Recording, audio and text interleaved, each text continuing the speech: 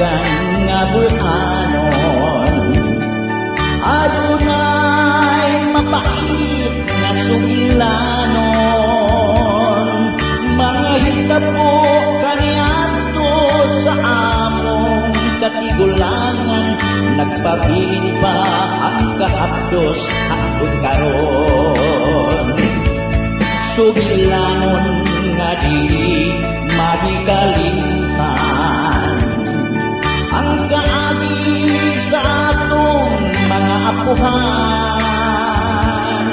Sila man unta ang tagiya ning atong kayutaan, apan ay naalaot ang tanan. Tungod sa ilang pagtuo nga maayo, katong unang mga katsila nga migayo, iilag sisikatuna, napigsang dugo siya kanila, ug ang yuta katsila na ang tagiya. Ibog na dayon ang gobyerno sa mga katsila nga berdugo, ang tanan buholano muyubo na musalnudo, ug ipaantos pa sa labihan pagkastigo.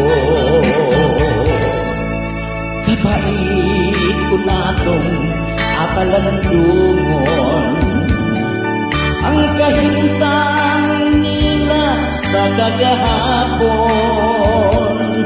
ang yutang ilang natawhan lain na ang niangkon, ug sila sulubuon na lamintaon.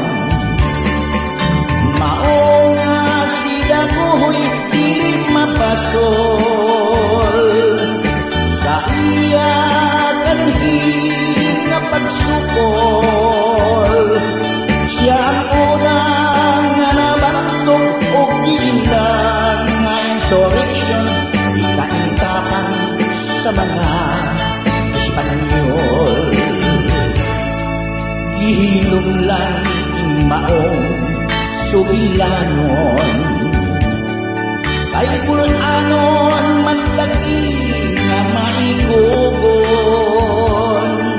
apan kay giukay man sa atong mga batanon, mao nga nahibaw-an na nila karon.